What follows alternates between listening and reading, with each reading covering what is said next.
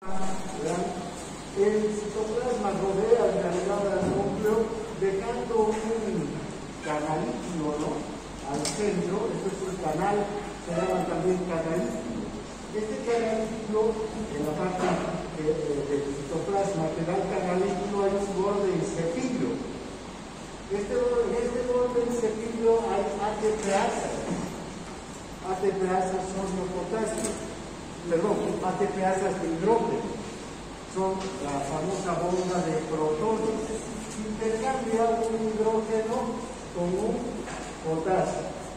¿Ya? Por eso se llama la bomba de protones. Ahora, estas células, al secretar el ácido o al intercambiar el hidrógeno por el potasio y además secretar cloro, lo que hacen es que el hidrógeno y el cloro se unan y formen el ácido clorhídrico. Este ácido clorhídrico entonces sale por el canalículo hacia la luz de la glándula tubular. Entonces vean, si volvemos atrás, esta es la glándula tubular. Cada una de estas células que estamos viendo aquí secreta ácido clorhídrico a la luz de la glándula tubular, y de la glándula tubular se sale hacia el estómago, ¿no? Bien, ahora, ¿cuánto de ácido clorhídrico se produce al día? Aproximadamente entre 800 a 1500 ml de ácido clorhídrico vamos a producir al día. Este es un ácido tremendamente fuerte, es uno de los ácidos más fuertes, más ácidos que hay en la naturaleza. Tiene un pH de 0.8, una concentración de hidrógeno de 3 millones de veces superior a la concentración de hidrógenos que hay en la sangre. Entonces es una acidez tremenda, ¿no?, la que hay en el interior de la luz del canalículo. Ahora, este ácido clorhídrico va a llegar al estómago, ya la luz del estómago, combinado con otras secreciones que hay también de parte del estómago. Por ejemplo, está el moco, aquí arriba, volvemos a las glándulas tubulares, está haciendo calor aquí. Y el aire está caliente, ¿no? No hay por qué cambiar, alguien sabe cómo cambiar eso. ¿Puedes apagar? ¿Tiene algún mecanismo? Mejor lo apagamos, ¿no? ¿Dónde está el más alto del curso? No ha venido hoy día. ¿Dónde está? Por cualquiera, por favor.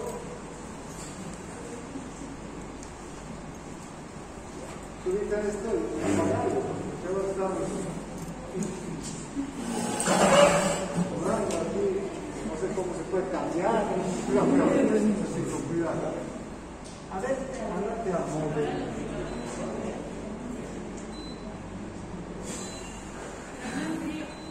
¿Cuál es frío?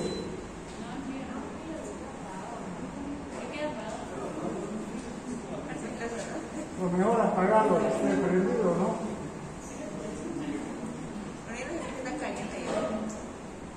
Porque ya estamos jugando aquí esta noche. Claro, si no, es mejor que no dé nada a que esté con calefacción. Bueno, entonces,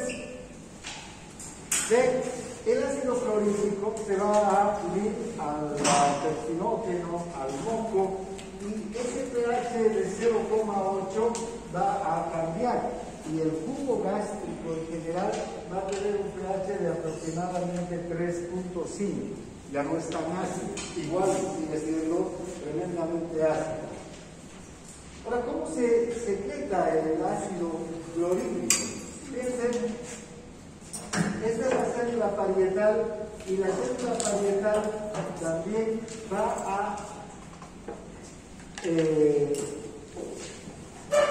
desarrollar una serie de procesos bioquímicos para poder liberar un hidrógeno hacia la luz del canal líquido para que este hidrógeno se una con este cloro y forme el ácido clorhídrico. ¿Cómo se obtiene entonces este ácido clorhídrico ya en la luz del canal líquido? Fíjense ustedes, este es el líquido extracelular, este es el citoplasma de la célula oxídica. Desde el espacio extracelular llega el dióxido de carbono. El dióxido de carbono se une a el agua que está en la luz o que está en el citoplasma de la célula oxídica. Aquí está también la anhidrasa carbónica, ¿verdad? Ya conocemos esta enzima, va a propiciar la unión del dióxido de carbono con el agua y va a formar primero, ¿qué cosa? Ácido carbónico, ¿no? Y el ácido carbónico va a liberar un hidrógeno, este hidrógeno, y un bicarbonato. El bicarbonato vuelve hacia el líquido extracelular y el hidrógeno queda libre. Este hidrógeno es transportado por la ATPasa hacia la luz del canal líquido. Por otro lado, el cloro, que tiene una concentración de 103 miliequivalentes litro en el líquido extracelular y aquí en la célula de 7 a 8, ¿verdad? Va a entrar por difusión. Y aquí también va a haber un transportador, una proteína transportadora que va a transportar el cloro hacia el canal. Y una vez que el cloro y el hidrógeno se encuentren, van a formar el ácido clorhídrico. Es así de sencillo como todos los otros pasos que hemos visto, ¿no? Cómo se forma bicarbonato e hidrógeno a partir de esta reacción de dióxido de carbono más agua. La condición es que las células que forman que producen esta reacción tienen que ser células que tienen la anhidrasa carbónica, esta enzima que acelera esta reacción. Bien, ahora, ¿cuáles son los factores básicos que van a estimular la secreción gástrica, en especial la secreción de ácido clorhídrico? Vean, vamos a tener que el ácido clorhídrico va a ser estimulado por 3 mecanismos. Uno es el sistema nervioso autónomo y el sistema nervioso entérico a través de la acetilcolina. Dentro del sistema nervioso autónomo hemos visto que el parasimpático es el que actúa estimulando todas las funciones gastrointestinales. En este caso, el parasimpático va a estimular a través de la acetilcolina la formación de ácido clorhídrico, ¿no? Hay un receptor muscarínico en la célula oxídica que es estimulado por la acetilcolina y forma ácido clorhídrico. Por otro lado, también está la gastrina, que es una hormona que se produce en el antro pilórico, en las células G del antro pilórico, y esta gastrina también tiene un receptor en la célula oxídica que estimula la formación de ácido clorhídrico. Finalmente está la histamina que se produce en unas células que se llaman las células parecidas a las enterocromafines. En estas células se forma histamina y ahí también un receptor de histamina en la célula oxídica. El receptor de histamina es estimulado para que se produzca ácido clorhídrico. De hecho, hay unos fármacos, unos medicamentos que se usan mucho, la famotidina, que actúan bloqueando a la acetilcolina en ese receptor. Luego, ese es para la formación del ácido clorhídrico. Para el moco también hay un mecanismo para la formación del moco. ¿Y quién va a intervenir para la formación del moco? También va a ser la acetilcolina. La acetilcolina interviene de manera, protagonista en la estimulación de prácticamente todas las glándulas del organismo. El parasimpático libera acetilcolina y se va a producir moco. Y finalmente también para la secreción de pepsinógeno. ¿Vean? El pepsinógeno, que es una enzima que se produce en las células principales, también se va a estimular a través de del parasimpático. Este pepsinógeno es muy importante porque es una proenzima, ¿no? ¿Verdad? El pepsinógeno es una proenzima, es una enzima inactiva, es una proteína que tiene inicialmente un peso molecular de 42.000, pero cuando se une al ácido clorhídrico, y si volvemos al gráfico anterior, fíjense, el pepsinógeno se produce aquí y el ácido clorhídrico se produce aquí pepsinógeno. El pepsinógeno cuando sale a través de la luz del canal de la glándula tubular para llegar ya al estómago, ¿no? Cuando sale se une al ácido clorhídrico. Esa unión del pepsinógeno con el ácido clorhídrico lo activa y se lo convierte en una enzima ya potente, la pepsina. Entonces, el pepsinógeno es una proenzima. Esta pepsina ya tiene un peso molecular de 35.000. Es una enzima proteolítica. ¿Qué quiere decir esto? Que digiere las proteínas. Cuando nosotros comemos proteínas, y en especial cuando comemos proteínas animales, la digestión de estas proteínas no empieza en la boca, como por ejemplo el almidón, que cuando comemos pan, que se lleva de yuca, etcétera, maíz, el almidón empieza a ser digerido en la boca. Las enzimas todavía, o las proteínas todavía no son digeridas, recién son digeridas en el estómago por esta pepsina. Es una enzima muy potente que inicia la digestión del colágeno, de la carne, de estas proteínas de alto peso molecular, que son proteínas de origen animal. Ahora, fíjense, esta enzima, la pepsina, no se va a activar si no tenemos un ambiente ácido. Para eso es la secreción de ácido clorhídrico, entre otras funciones que cumple el ácido clorhídrico. Pero una de las funciones esenciales del ácido clorhídrico es activar al pepsinógeno para que se convierta en pepsina. Si no hubiera ácido clorhídrico, ¿vean? No se activa el pepsinógeno y no hay una digestión adecuada de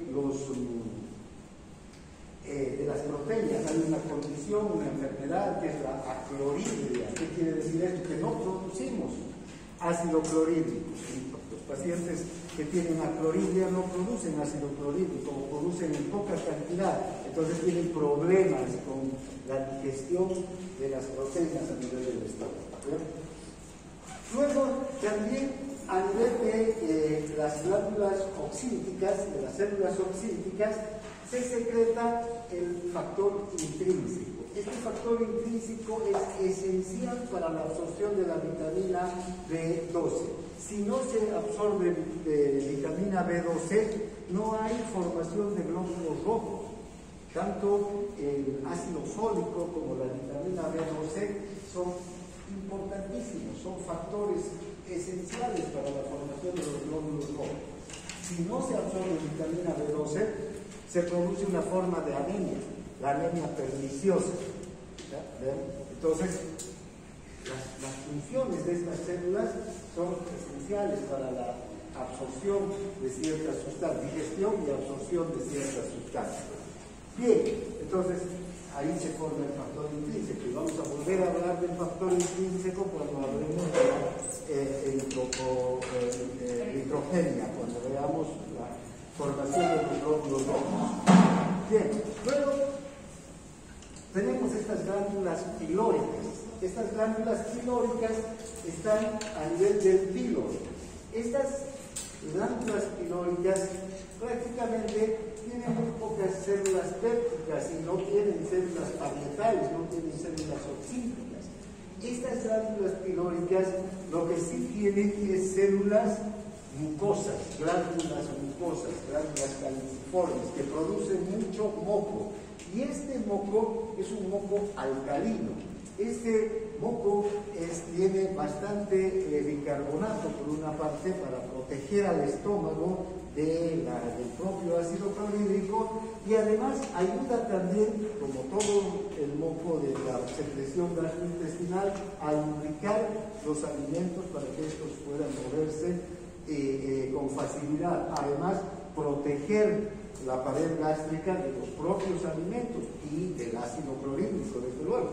¿Ven? Si el ácido clorhídrico entra en contacto con la pared gástrica, si este ácido clorhídrico entra en contacto con la pared gástrica, lo que va a hacer es deteriorar la pared gástrica, va a provocar lo que se conoce como gastritis. Pero no solamente es el ácido clorhídrico el que aquí va a afectar, sino también las proteínas de estas células van a quedar expuestas. ¿Y quién está en el estómago? El pepsinógeno. Y vean, ese pepsinógeno es capaz también de actuar sobre estas proteínas y provocar un daño mayor todavía. Entonces, el moco alcalino que tenemos aquí,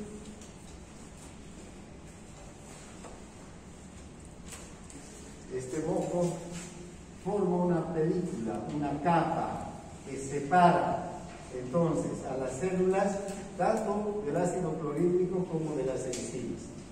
Entonces, las células no sufren ningún daño, ¿no? Para eso es el moco. Bueno, finalmente, estas glándulas pilóricas también tienen unas células, las células G, que secretan esta hormona, la hormona gastrina, que ya hemos visto tiene papel tanto en el mecanismo de motricidad, ¿no? Tiene un papel en los movimientos del estómago, y también va a tener un papel importante en la secreción de ácido clorhídrico. Finalmente, hay estas células mucosas superficiales que están en la superficie de la mucosa gástrica, en todo el estómago, y secretan grandes cantidades de un moco viscoso y alcalino. Esto quiere decir que este moco contiene una gran cantidad de bicarbonato. Estas células producen bicarbonato, y ese bicarbonato se produce gracias, y ese moco con bicarbonato se produce gracias a la presencia de las prostaglandinas, unas sustancias, unas proteínas que se forman a partir del ácido araquidónico de la propia célula. Hay una enzima, la enzima ciclooxigenasa 1, que actúa activando la formación de moco alcalino. Estas enzimas, la ciclooxigenasa 1, son inhibidas por los antiinflamatorios que tomamos para la inflamación, los famosos AINES, ¿no? Los AINES inhiben otra ciclooxigenasa, la ciclooxigenasa 2, que se forma durante la inflamación. Es una ciclooxigenasa que aparece cuando hay inflamación, cuando hay daño en el tejido. Entonces, cuando damos un AINE, por ejemplo, un ibuprofeno, un diclofenaco, ¿qué hace? Inhibe la ciclooxigenasa 2 y evita que se produzca la inflamación, el dolor, todo lo que está vinculado con la inflamación, pero también inhibe a la ciclooxigenasa 1. Ese es el problema de los AINES. Esta ciclooxigenasa 1 es la que estimula la formación de este moco protector, porque estimula la formación de prostaglandinas. Y al inhibir a esa ciclooxigenasa 1, fíjense, nos quedamos sin este escudo protector que lubrica los alimentos, que es alcalino, que contrarresta la acción, que al ser alcalino contrarresta la acción del ácido clorhídrico.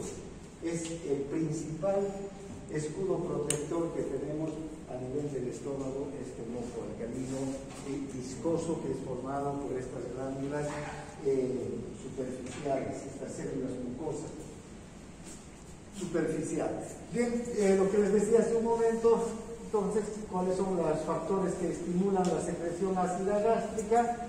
Las células parietales de las glándulas oxíticas son las únicas que secretan ácido clorhídrico, son las únicas que tienen esa capacidad de secretar ácido clorhídrico en nuestro organismo. Además, no hay otro lugar donde haya ácido clorhídrico, solamente en el estómago, para que cumpla funciones digestivas. Y entonces, ya les decía, la histamina, que se produce en las células parecidas a las células enterocromafines, la hormona gastrina y la acetilcolina de los vagos es la que va a activar a la célula oxítica, ¿no? Aquí hay receptores para cada una de estas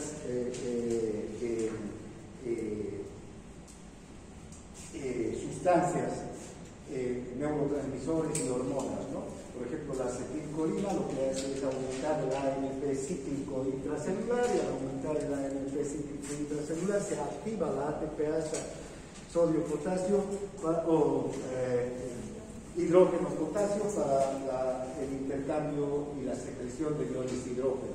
La gastrina y la histamina lo que hacen es más bien aumentar el ingreso de calcio, el flujo de calcio al interior de la célula para también activar a la secreción de iones hidrógeno hacia el canalito. Entonces, son sustancias que estimulan la secreción ácida. Ahora, ¿cuál es la regulación? ¿Cuáles son los mecanismos para la regulación en la secreción del pepsinógeno? La acetilcolina es el principal, digamos, estimulante, ¿no?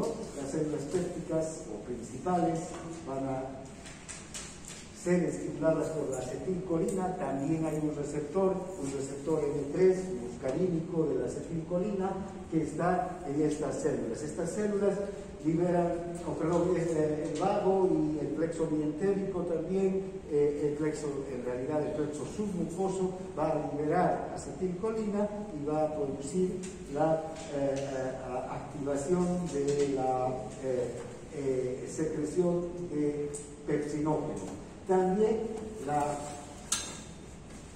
estimulación de la secreción de pepsinógeno está directamente relacionada con la secreción de ácido clorhídrico, porque estas dos sustancias están íntimamente relacionadas, ¿no? El ácido clorhídrico convierte al pepsinógeno en pepsina, recuerden, ¿no? Bien, ahora, ¿cuáles son las fases de la secreción gástrica? Vean, ¿en qué momento empiezan las glándulas del estómago a secretar estas sustancias? En cualquier momento. No están directamente relacionadas con la ingesta de alimentos. Por eso hay una primera fase, es esta fase cefálica. Entonces, está controlada por el encéfalo, por eso se llama cefálica. No es que el alimento tiene que llegar al estómago para que recién empiece a secretarse jugo gástrico. El solo pensar en una comida que nos gusta ya nos puede hacer producir no solamente jugo gástrico, sino también saliva. Ese es. Ahora, la visión, el olor, la forma de los alimentos también, ¿no?, estimulan esta fase cefálica, el gusto. Entonces, si ya probamos un alimento, con mayor razón todavía se pone en marcha esta fase cefálica. ¿Y desde dónde parten las señales nerviosas que van a estimular la secreción gástrica? Desde la corteza cerebral. Estamos siendo conscientes de los alimentos, de nuestros gustos. Recuerdan, en la primera clase hemos hablado que el apetito es uno de los factores importantes para la ingesta de alimentos, ¿no? Nosotros ingerimos alimentos por dos factores. Uno es el hambre, la necesidad intrínseca de alimentarnos, de nutrirnos. Y el otro factor es el apetito, el gusto que tenemos por cierto, o las predilecciones que tenemos por ciertos alimentos. Entonces, cuando comprobamos un alimento que nos gusta, con mayor razón todavía se estimula desde la corteza cerebral esta secreción de ácido clorhídrico. El hipotálamo, la amígdala, mandan señales hacia los núcleos de los nervios vagos que están en el bulbo raquídeo, y desde aquí, a través del vago, se va a activar la secreción de ácido clorhídrico. Fíjense, esta secreción de ácido clorhídrico no es mucho, solamente es el 20% de toda la secreción de ácido clorhídrico se produce a partir, y no solo de ácido clorhídrico, sino de moco y de todas las enzimas, ¿no? Solamente el 20% de toda la secreción gástrica se va a producir a partir de la fase cefálica. Luego ya llega la fase gástrica. La fase gástrica es cuando el alimento ya está en el estómago. Y aquí hay reflejos vasovagales largos que del estómago van al encéfalo y del encéfalo vuelven hacia el estómago a través de los vagos y van a empezar a producir una secreción intensa de jugos gástricos. Fíjense, cuando el alimento ya está en el estómago, el 60% de toda la producción del jugo gástrico se va a producir.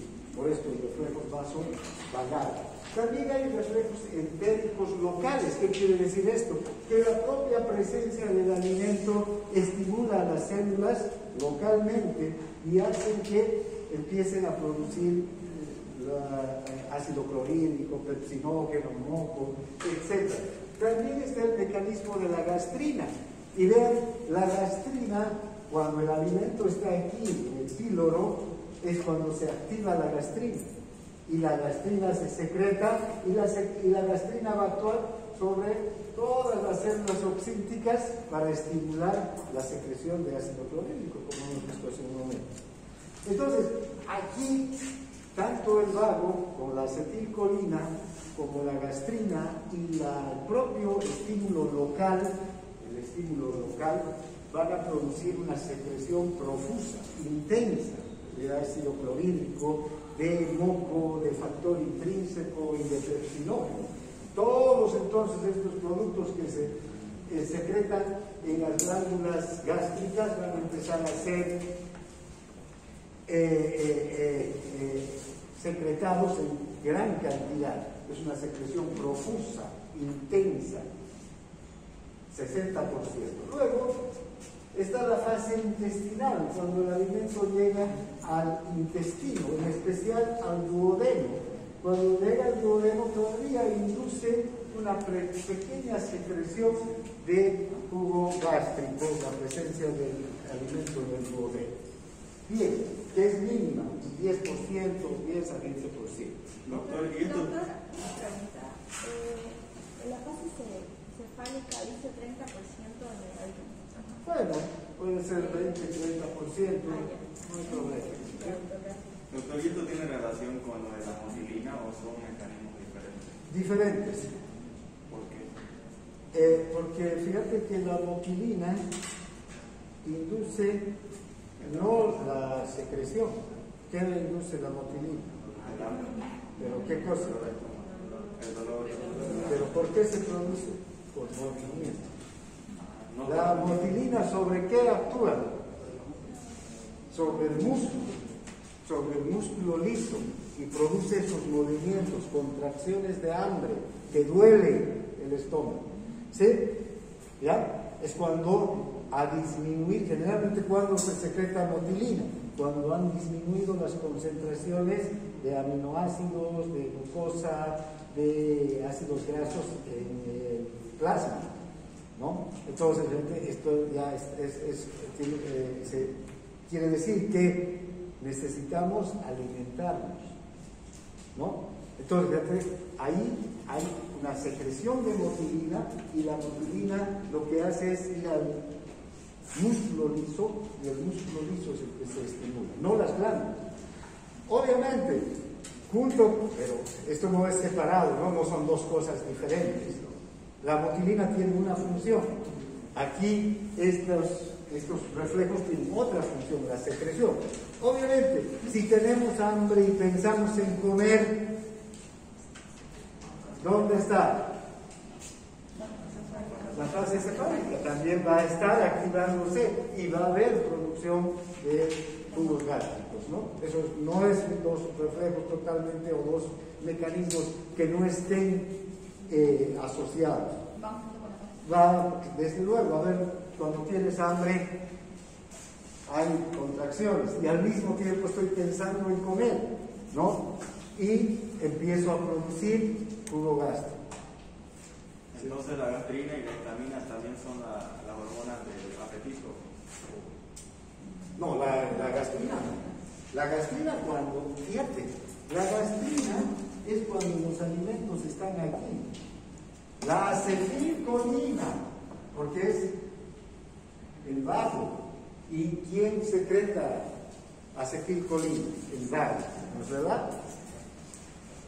Es el vago el que secreta la acetilcolina y el plexo submucoso también. ¿Vean? Entonces no tiene nada que ver con la gastrina. La gastrina más bien actúa cuando ya el alimento está en el estómago. Y una cosa interesante, durante la noche cuando dormimos secretamos también jugo gástrico. ¿Y quién cree que se ocupa de la secreción del jugo gástrico en la noche? Si no estamos pensando en comer, a no ser que nos estemos soñando con una comida, ¿no? Es la histamina. Fíjense, no hemos hablado de la histamina hasta ahora casi, ¿no?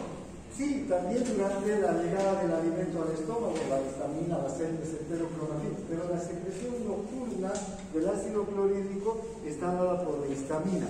Por eso que se recomienda a estos antagonistas de la histamina, la ranitidina, famotidina, estos medicamentos, darlos en la noche, al acostarse el paciente.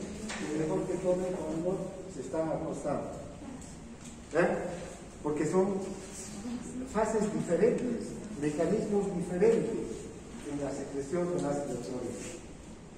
Doctor, entonces, ¿la histamina secreta ácido clorhídrico?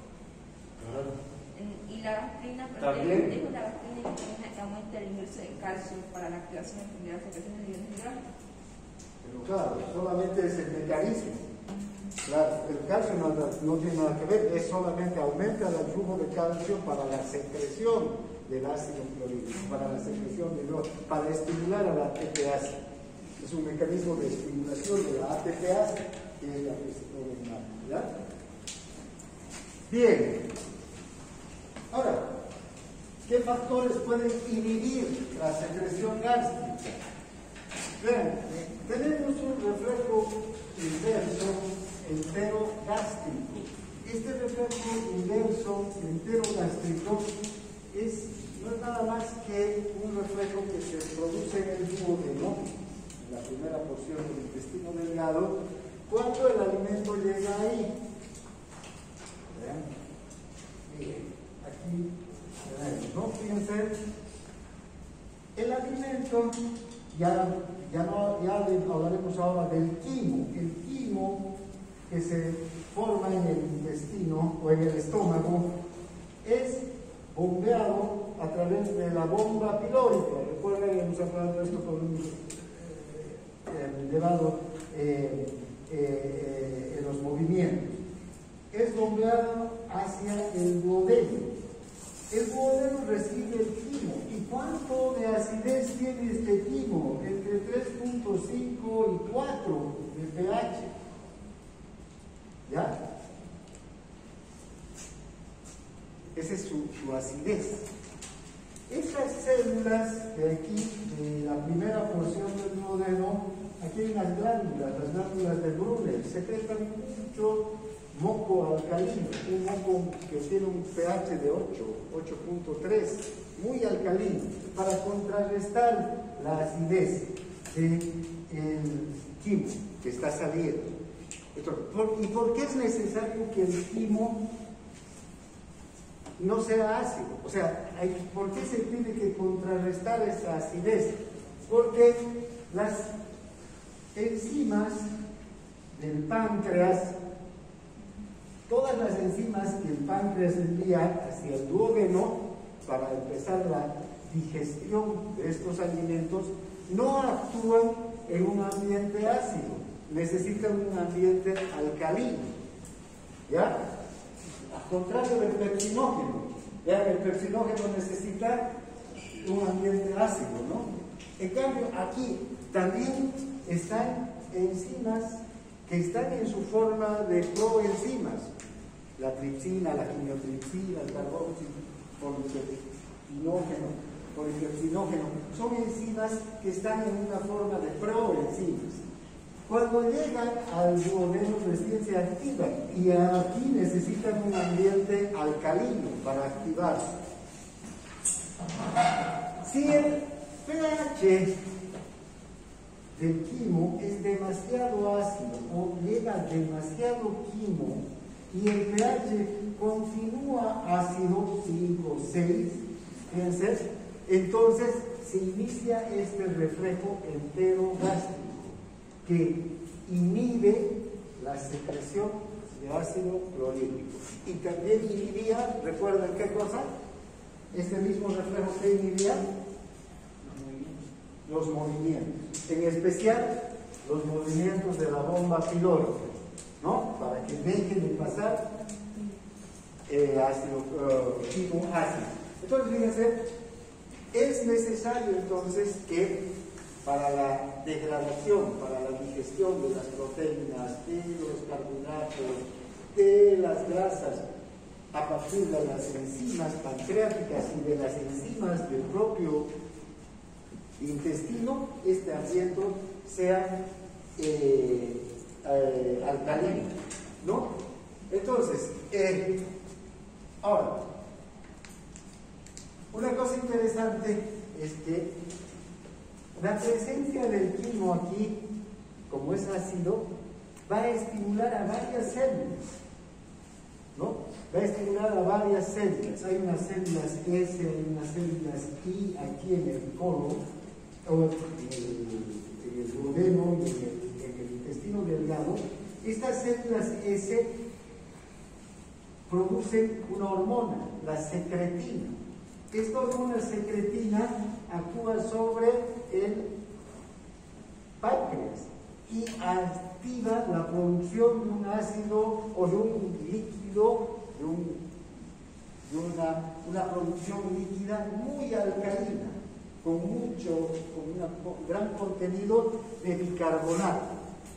Las células I, en cambio, producen la colecistocinina, que es otra hormona que también va a actuar sobre el páncreas para que produzca enzimas pancreáticas. Esta misma hormona, la colecistocinina, va a actuar sobre la vesícula biliar y va a estimular la contracción de la vesícula. ¿Para qué? Para que llegue bilis. Fíjense, todos estos mecanismos, entonces, favorecen la neutralización del quimo ácido, ¿no? Neutralizar la acidez del quimo y que empiece la digestión de los alimentos en el intestino delgado. Estos mecanismos son para eso. Pero si el quimo es demasiado ácido, puede darse este reflejo inverso, ¿no? Enterogástrico. Bien, además hay el polipéptido inhibidor gástrico también, que va a producirse en el intestino y va a inhibir las secreciones gástricas. La somatostatina también es capaz de inhibir la secreción gástrica. Bien, ahora hablaremos de la secreción pancreática. El páncreas es una glándula anexa, ya no son estas glándulas unicelulares que acabamos de ver, ¿no? Que producen una secreción, ya sea de ácido clorhídrico, de pepsinógeno o de moco. El páncreas es una glándula anexa, compuesta por muchos acinos glandulares, ¿no? Los acinos pancreáticos. Estas células glandulares del páncreas, entre todas juntas, van a producir una secreción que la vierten hacia un canalículo, hacia un conducto, y la unión de muchos de estos conductos va formando el conducto pancreático al final, por donde va a desembocar el jugo pancreático en el duodeno. Entonces, vean, el páncreas es una glándula grande, ¿no? Es una glándula anexa, está detrás del estómago y está compuesta por estos acinos que van a ir enviando sus secreciones a estos canales pequeños, luego al conducto pancreático que va a desembocar en el duodeno. Ahora, ¿qué tipo de secreción produce el páncreas? Primero hay que decir que el páncreas es una glándula mixta, es una glándula endócrina y exócrina. Como glándula endocrina tiene también en el interior de los acinos unas células que forman los islotes de Langerhans, ¿no? Ahí están las células alfa, las células beta, que van a producir insulina, van a producir glucagón, que van a intervenir en el metabolismo de hidratos de carbono, proteínas y líquidos. Eso vamos a hablar en las próximas clases, a partir de la próxima semana, cuando nos vemos endógenos. Ahora nos vamos a ocupar de la secreción externa, como glándula exógena. ¿Ya? Esa secreción está compuesta por un líquido muy alcalino, rico en bicarbonato, y por enzimas. Estas enzimas van a actuar sobre los nutrientes que llegan con el quimo, junto con el quimo, ¿no? Y van a producir la digestión de estos nutrientes. Tiene tres tipos de enzimas, tres grupos de enzimas del páncreas. Enzimas que se ocupan de la digestión de las grasas, enzimas que se ocupan de la digestión de las proteínas y una enzima que se ocupa de la digestión de los carbohidratos. Entonces, el páncreas es una glándula importantísima. Cuando no hay páncreas no puede haber digestión de alimentos, porque prácticamente todos los nutrientes son digeridos por las enzimas pancreáticas, ¿no? Bien. Ahora, una cosa importante es que este jugo pancreático tiene una gran cantidad de bicarbonato. Ya les decía, este bicarbonato es para neutralizar la acidez del quimo. Una vez que está neutralizada la acidez del quimo, recién pueden entrar en acción sus enzimas. ¿Cuáles son las enzimas digestivas que tiene este jugo pancreático? Tiene enzimas proteolíticas, además del bicarbonato, que no es una enzima, sino el bicarbonato es solamente una secreción alcalina. Va a tener enzimas proteolíticas, la tripsina, la quinotripsina y la carboxipolipeptidasa. Estas tres enzimas se ocupan de la digestión de las proteínas, de los péptidos. Recuerdan, las proteínas, en especial las de más peso molecular, ya han empezado a ser digeridas en el estómago por el pepsinol, pero por la pepsina en realidad.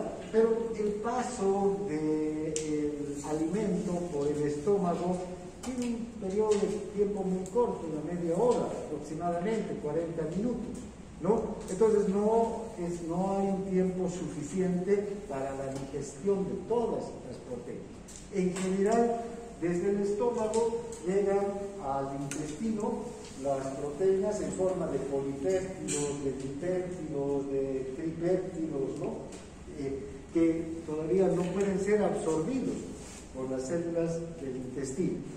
Estas enzimas, la tripsina, la quinotripsina y la carboxipolipeptidasa, son capaces de digerir estas enzimas hasta convertirlas o a estas proteínas, hasta convertirlas en aminoácidos o en dipéptidos. ¿Ya? Estas enzimas, las enzimas proteolíticas, se sintetizan en una forma inactiva, también tripsinógeno, quimiotripsinógeno, procarboxipolipeptidasa. Estas enzimas, entonces, vean, no están activas en el páncreas, porque si estuvieran activas en el páncreas son capaces de digerir al páncreas. Cuando hay una pancreatitis se activa y suele ser fatal para el paciente, ¿no? Vean que en una pancreatitis se activan estas enzimas y pueden digerir al páncreas de todos los órganos alrededor. Por eso que el dolor de la pancreatitis es uno de los dolores más intensos que hay por la acción de estas enzimas sobre los órganos. Normalmente salen en forma inactiva y recién en el intestino, ya cuando van a actuar sobre los alimentos, se activan. Hay un inhibidor del tripsinógeno que activa al tripsinógeno y lo convierte en tripsina. Esta activación de la tripsina activa a la quimiotripsina, o sea, actúa sobre el quimiotripsinógeno y lo convierte en quimiotripsina, y a su vez esta actúa sobre la procarboxipolipeptidasa y lo convierte en carboxipolipeptidasa, mecanismo de activación de estas enzimas. Luego están enzimas que digieren los hidratos de carbono. En realidad es una enzima, la amilasa pancreática. ¿Recuerdan? Ya en la saliva hemos visto la amilasa salival. Esta amilasa salival empieza la digestión de los almidones, pero es tan fugaz su acción como la que dura la masticación, la deglución y el paso del alimento por el duodeno. Porque, vean, ¿dónde empieza esta amilasa salival? En la boca, ¿verdad? Aquí, mientras masticamos, la amilasa está actuando sobre los almidones. También actúa cuando el alimento pasa por el esófago, pero ni bien llega al estómago, la acidez del estómago va inactiva, deja de actuar. Y ahí termina la digestión de los almidones, de los carbohidratos, por un momento, mientras se forma el quimo.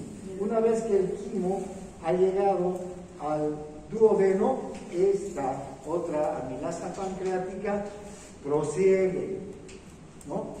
Prosigue con la digestión de los carbohidratos, de los almidones, hasta convertirlos en disacáridos, trisacáridos, ¿no?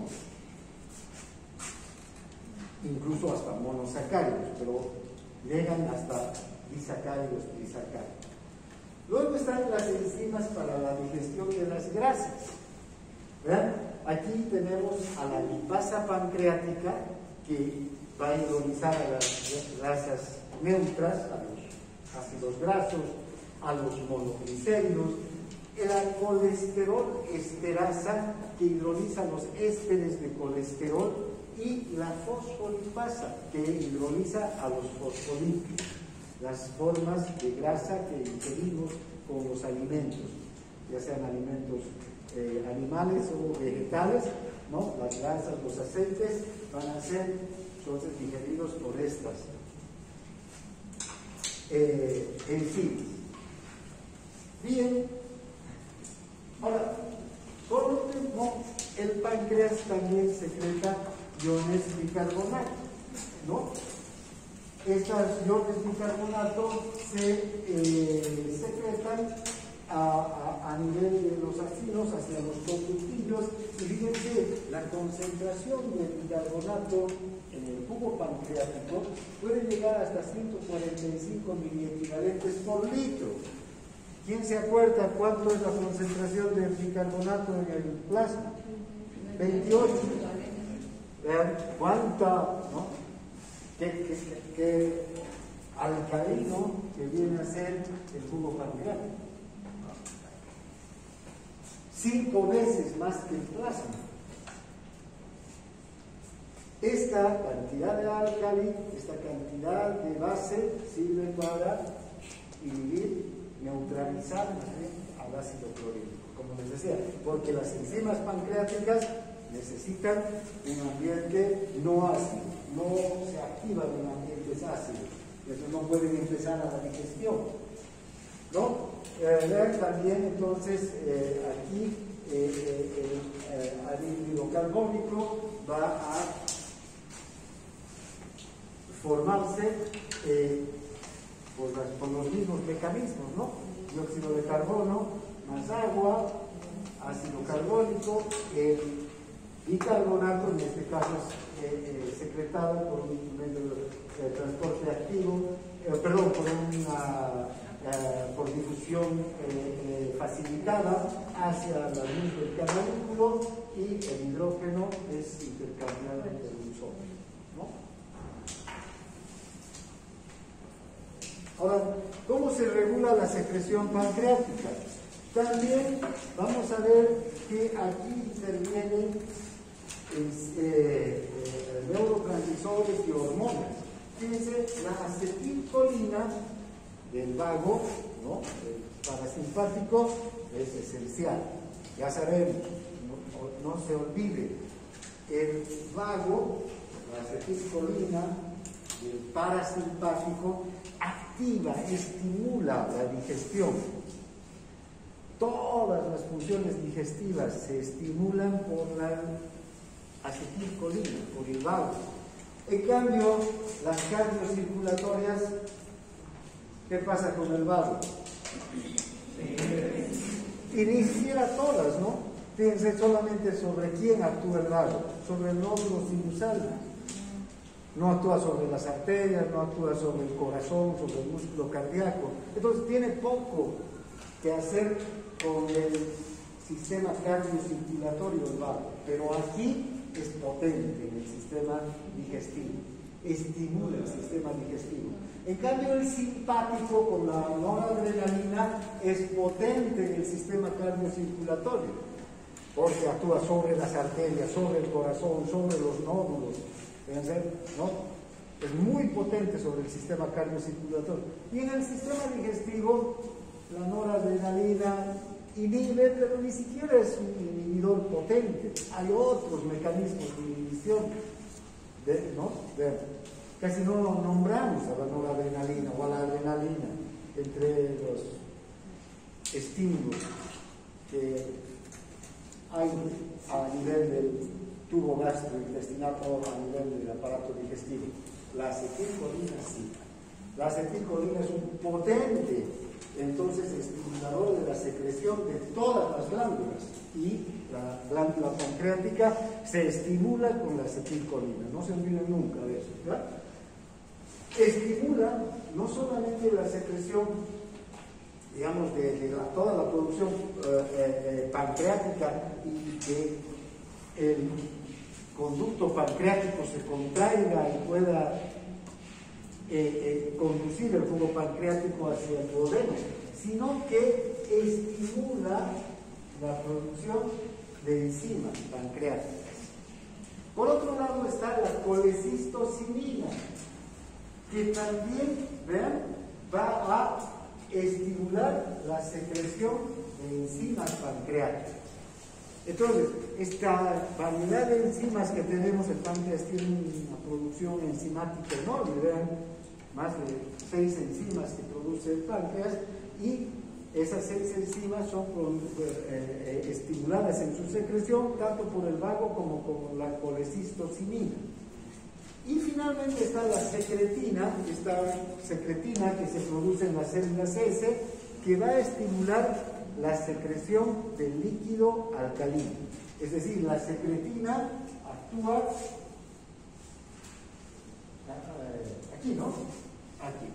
La secretina es la que va a estimular para la producción del ácido del bicarbonato y la secreción de agua hacia la luz del tubo pancreático. Ahora, ¿cuáles son las fases de la regulación de la secreción pancreática? También hay una fase cefálica, igual que con la fase gástrica, hay una fase cefálica. También entonces estímulos visuales, el olor de los alimentos, el sabor de los alimentos, la evocación de los alimentos puede producir secreción gástrica. pancreática, también aproximadamente un 20%, ¿no? Luego está la fase gástrica. Y vean, la fase gástrica va a seguir con la estimulación nerviosa y va a aportar un 5 a un 10%. La fase intestinal, cuando el intestino llega al intestino, aquí es donde se produce la mayor secreción de jugo pancreático, porque ¿dónde actúa el jugo pancreático? En el intestino. Entonces, cuando el intestino está ya ocupado por el quimo, ¿vean? Va a empezarse a producir una secreción copiosa, abundante. La hormona secretina interviene aquí, produciendo una gran cantidad de jugo pancreático alcalino y estimulando a los conductillos para que puedan enviar el jugo pancreático hacia el duodeno. Entonces, es esta la secreción. ¿Cuánto de jugo pancreático podemos producir? Hasta 1 litro al día. Lo que se podría es casi 7 litros, 7, 8 litros solamente de secreciones se producen, ¿no? La saliva, el jugo gástrico, el jugo pancreático, el jugo intestinal, las glándulas de Brunner, ¿ven? Todas las secreciones llegan a ser casi 7, 8 litros al día. El páncreas solo aporta con 1 litro a esas secreciones. Bien, entonces la secretina es la que estimula la secreción de iones de bicarbonato más agua, ¿no? En especial, la secretina se produce y se secreta y actúa en respuesta al quimo ácido. Cuando el quimo ácido llega al duodeno, la secretina, las células S empiezan a producir gran cantidad de secretina y esta a su vez ¿hacia dónde va? Hacia el páncreas, para aumentar la producción y la secreción. Y la colecistocimina, en cambio, lo que hace es aumentar la producción y secreción de proteasas, de peptonas, de ácidos grasos, ¿no? ¿Para qué? Para empezar con la digestión. Estas ya son enzimas, ¿no? Si ustedes observan, la secreción gástrica, el ácido clorhídrico, que estimula la secreción de agua y el carbonato. Los líquidos, ¿no? De agua y mucha cantidad de enzimas. En cambio, el ácido clorhídrico, si hay mucho ácido clorhídrico, pocas enzimas. Y las peptonas, es decir, las proteínas, estimulan la secreción de enzimas más que de líquidos. Luego está la secreción de bilis por el hígado. A ver, el hígado es otra glándula que contribuye a la digestión. El hígado es una central metabólica, tiene muchísimas funciones el hígado. Dentro de una de sus funciones, dentro de sus funciones digestivas, porque el hígado tiene en especial funciones metabólicas, pero dentro de las funciones digestivas está la producción de la bilis.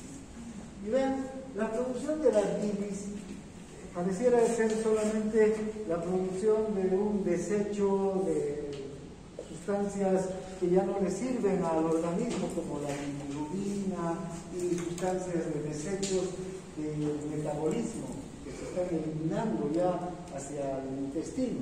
Sin embargo, la bilis es esencial para la digestión. Entonces aquí el hígado se convierte también en una glándula de carácter digestivo. La bilis es esencial para la digestión de los líquidos. Si no hubiera bilis, no se podrían digerir los lípidos, las grasas que ingerimos. No produce ni una sola enzima el hígado. ¿Vean? ¿Quién produce las enzimas para la indigestión de los lípidos? Páncreas, ¿no? La lipasa, la fosfolipasa, ¿no? La colesterol esterasa, las 3 enzimas que intervienen en la digestión de los lípidos vienen desde el páncreas. Pero, a ver, cuando ustedes comen un churrasco y el plato queda con grasa, ponen agua, no sale de grasa, ¿no? Cualquier otra sustancia con el agua pura podemos limpiar y salir, pero la grasa no. Más bien se endurece más, ¿no? Dependiendo de si el agua no está hirviendo, desde luego. Pero se endurece más. Cuando queremos lavar un plato o nuestra ropa que se ha engrasado por algún motivo, ¿qué usamos? Detergente, jabón. ¿Sí? ¿Qué hacen los detergentes? Fíjense, las grasas tienden a, si estas son moléculas de grasa, tienden a aglutinarse, forman enlaces entre sí. Entonces siempre tienden a unirse, a mantenerse puros, ¿no? Si les viene el agua, siguen juntas. Lo que no sucede, por ejemplo, con las sustancias hidrosolubles, por eso se llaman hidrosolubles. Con el agua se solubilizan. El azúcar, por ejemplo, ¿no? Echamos al agua, se solubiliza, la sal se solubiliza, ¿no? No vemos la sal ahí aglutinada, a no ser que se evapore el agua. Pero mientras esté el agua, la sal está diluida, solubilizada. Las grasas no. Ahora, estas sustancias detergentes lo que hacen es separar a las grasas, a las moléculas de grasa, individualizarlas. ¿Y cómo? Formando una película a su alrededor. El jabón, el ACE, ¿qué más? El OLA, conocen todos los detergentes, ¿vean? Hacen una película que evitan que se junten entre sí las partículas. ¿Ya? Y por eso es que cuando lavamos el plato, la grasa se va facilísimo, ¿no? O cuando lavamos el pantalón y la ropa con grasa, la grasa sale rápido. Lo mismo sucede con las grasas que comemos, pero gracias a la bilis, porque la bilis tiene una acción detergente. La misma acción que hace el jabón, la misma acción que hace el OLA o hace el ACE, el detergente que usen, va a producir la bilis con las grasas que comen. ¿Está claro? Bien, entonces, se secreta por el hígado.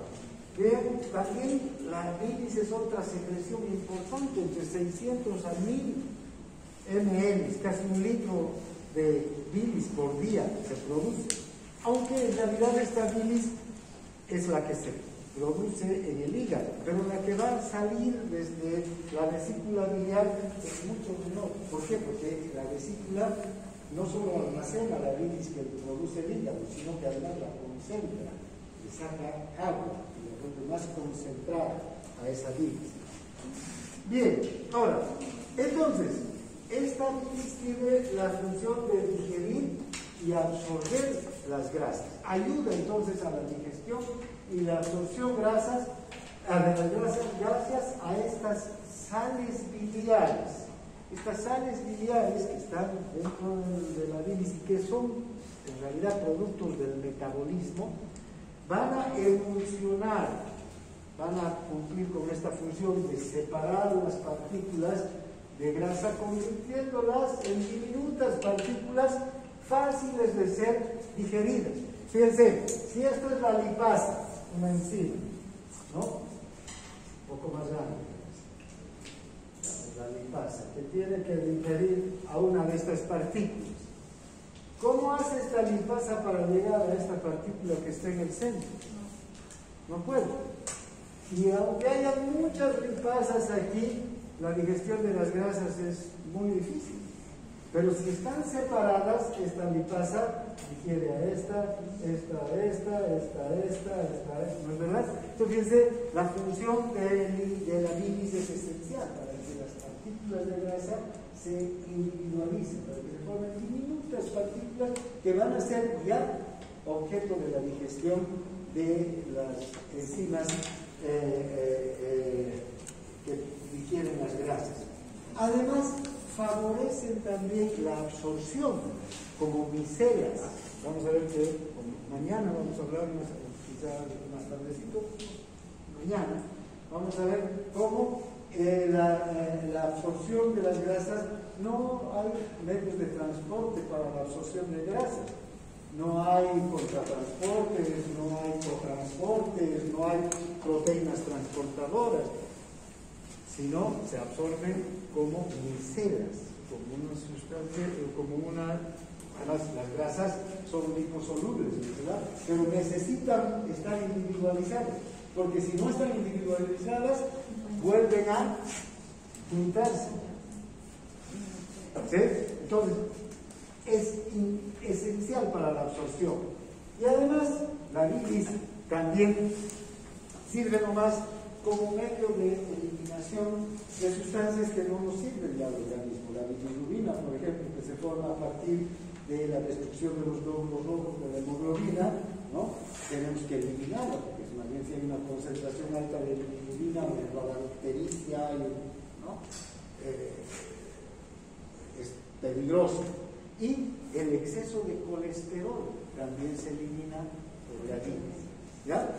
Bien, entonces, fíjense, las funciones que tiene la bilis son importantísimas, tanto secretoras, para eliminar productos que no nos sirven, como para la digestión.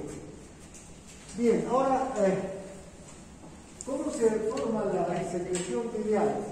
Primero, los hepatocitos, que son las células hepáticas, ¿no?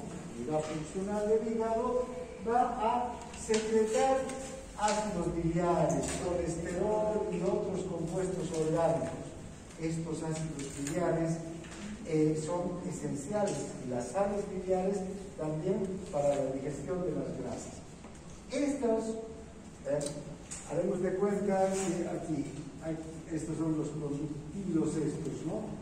Estos son los hepatocitos.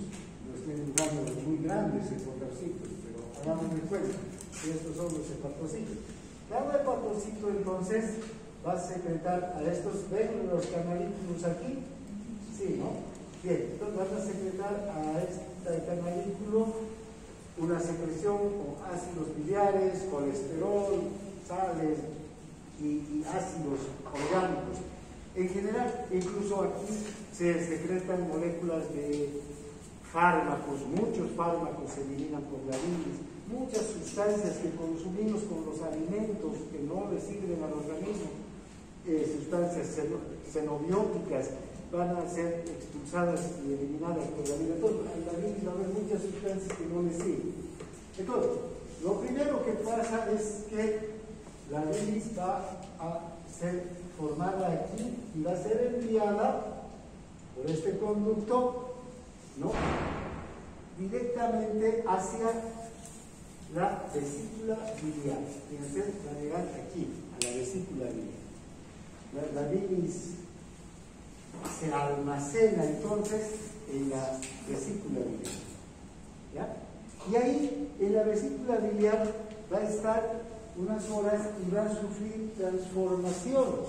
Se va a transformar de la sustancia que inicialmente era, van a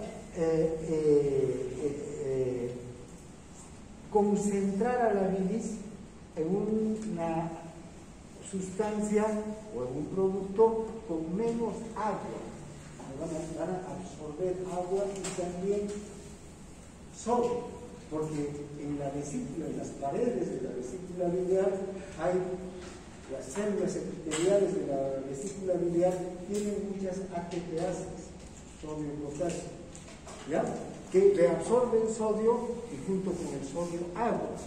Entonces, la producción inicial de la bilis, todos estos otros productos que estamos viendo,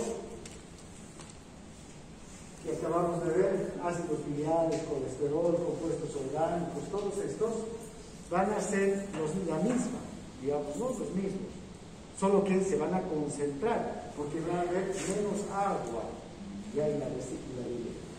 ¿Cuánto de bilis producimos al día? Los hepatocitos todo el día están produciendo bilis. ¿Ya? Aproximadamente 1 litro o incluso más de 1 litro de bilis se puede producir durante el día. Pero ¿cuánto de bilis vamos a almacenar en la vesícula biliar? En realidad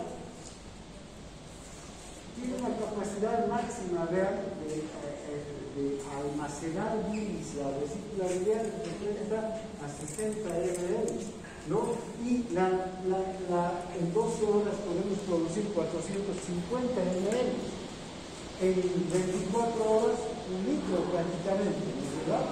Ahora, la bilis aunque los hepatocitos producen todo el día bilis, cada segundo los hepatocitos están produciendo bilis, no dejan de producir. La bilis no llega todo el tiempo al intestino.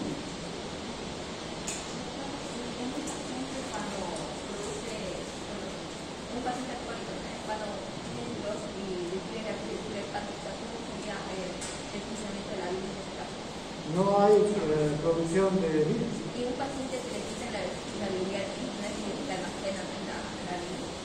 La bilis pasa directamente. En él no hay la concentración. Por eso un paciente que no tiene vesícula biliar es mejor que no consuma muchas grasas. O puede comer grasa, pero no comer un plato así de grande de grasa, ¿no? ¿Por qué? Porque su vesícula en el momento de la grasa tiene que mandar la bilis. Pero como él no tiene vesícula, pero sí, la bilis que está produciendo, está llegando paulatinamente al intestino, va a ayudar. Pero si es mucha grasa, se va a indigestable, va a tener problemas de digestión. Por eso los pacientes sin vesícula tienen que tener una dieta, digamos, menor en grasas, ¿no? O en sustancias que necesiten digestión. Vamos a ver enseguida por qué, van a entender mejor. Ahora vean, la vesícula entonces almacena bilis, ¿no? De estos 450 ml a las 12 horas, la vesícula los va a convertir en 60 ml. Porque no tiene la capacidad, la vesícula solamente es chiquita, no es una botella de medio litro, ¿no? Fíjense, 450 ml, ¿qué tiene una dosis? No sé, medio litro, no, cuarto litro. Fíjense, una botella de medio, pues no es de ese tamaño la vesícula biliar para almacenar esa cantidad, pero durante 24 horas es capaz de almacenar 400, entonces el doble. Esto en 12 horas, en 24 horas el doble. Pero la vesícula es chiquita, ¿no? ¿Qué es lo que hace la vesícula? Recibe esta cantidad, pero conforme recibe esta cantidad, va secándola, va concentrando, va quitándole agua a la bilis y solamente deja las sustancias formadas por los hepatocitos, ¿ya? Ahora, cuando se produce la secreción de la bilis desde la vesícula hacia el intestino, ¿ya? Solamente cuando llegan los alimentos al duodeno, y en especial si llegan grasas, proteínas y grasas al duodeno, la colecistocinina, esa misma enzima que produce, que activa la secreción de las enzimas del páncreas, esa misma enzima produce la contracción, ya no va al páncreas, sino va hacia la vesícula biliar y aquí activa al músculo liso de la vesícula biliar. ¿Para qué? Para que se contraiga. Y entonces, cuando se contrae, lleva la bilis al intestino. Eso es lo que pasa cuando comemos grasa, ¿no? ¿Han oído hablar del cólico biliar? El dolor que produce el cólico. ¿Cuándo se da? Cuando hay un cálculo generalmente. Y vean, estos cálculos pasan y obstruyen el conducto. Y entonces esa obstrucción produce el dolor. ¿Y cuándo hay el dolor? Después de comer. Y después de que se come grasa, generalmente a los pacientes les viene el dolor porque la vesícula empieza a contraerse con fuerza para enviar la bilis hacia el intestino, ¿no? Entonces, ahora, esta secreción de bilis entonces de 450 ml en 12 horas no va a llegar a los 450 ml al intestino, porque primero van a ir los 450 ml durante las 12 horas a la vesícula, y ahí la vesícula los va a concentrar, ¿no? Va a reabsorber agua y sodio y cloro mediante mecanismos de bombas ATPases que están en el epitelio de la pared de la vesícula. Fíjense las concentraciones, ¿no? Qué interesante este cuadro, nos muestra cómo va cambiando las concentraciones de todas las sustancias que tiene la bilis. La bilis hepática, la bilis que sale del hepatocito al cananículo y que llega a la vesícula, tiene una concentración, y la bilis vesicular tiene otra concentración, ¿no? Agua, 97.5 gramos por decilitro, la bilis vesicular, 92 gramos por decilitro, menos agua, porque se reabsorbe agua. Las sales biliares, ¿verdad? Es poca la concentración de sales biliares en la bilis hepática, pero en la bilis vesicular aumenta, porque ya no hay agua, ¿no? Está más concentrada, más espesa, que tiene esa bilis. La bilirrubina igual, de 0,04 gramos por decilitro a 0,3 gramos. El colesterol de 0,1 gramos a 0,03, y así podemos ir viendo. ¿Qué pasa con el sodio? ¿Por qué el sodio disminuye? Porque se reabsorbe con el agua.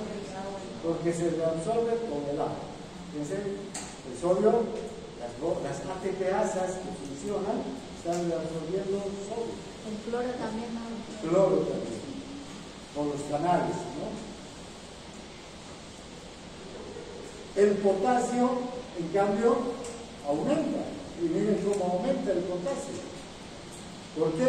No solamente porque se concentra, sino por las ATPasas también, que están secretando iones potasio, ¿no? Bien, entonces, todas las sustancias se van a ir concentrando. Luego está el vaciamiento de la vesícula biliar.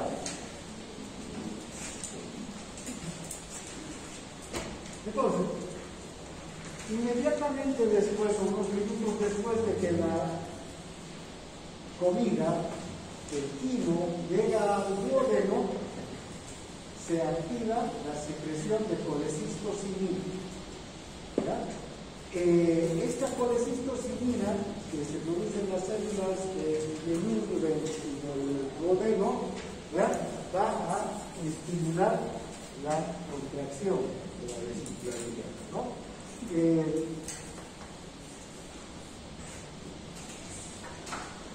Cuanto más grasa llega, mayor producción de colecistocinina. Pero ahora, vean, ¿qué ocurre si llega mucha grasa y la producción de colecistocinina ha llegado al máximo y la cantidad de bilis también que estaba, esos 60 ml, quedó sin bilis en la vesícula biliar? ¿Qué va a pasar? Y hay mucha grasa todavía por digerir en el duodeno. ¿Recuerdan el reflejo inverso? Si hay mucha grasa en el duodeno, deja de funcionar la motricidad gástrica y el quimo deja de ser transportado desde el estómago hacia el duodeno, hasta que se digiera toda la grasa que ha pasado ya del estómago al duodeno, ¿no? Una vez que ya la grasa esa ha sido digerida, otra vez se ponen en marcha los movimientos del estómago. ¿Ya? Entonces, este es un mecanismo importantísimo, ¿no? Porque llega el alimento al duodeno, hay la estimulación de las células y estas van hacia tanto los canalitos, los hepatocitos como a la vesícula. ¿Para qué? Para estimular la secreción, la producción y la secreción de bilis, ¿no?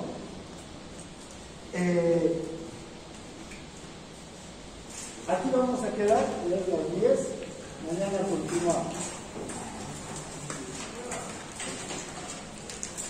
Y yo creo que mañana vamos a terminar. Todo gracias. ¿Ah? Mañana vamos a ver la digestión, ya, la absorción, que es lo después entramos a el hombre.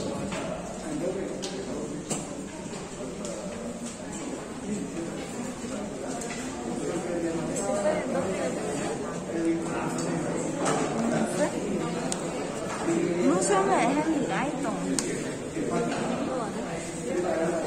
Lo había dejado en la mesa de la sala, pero desapareció. Yo quiero buscarlo.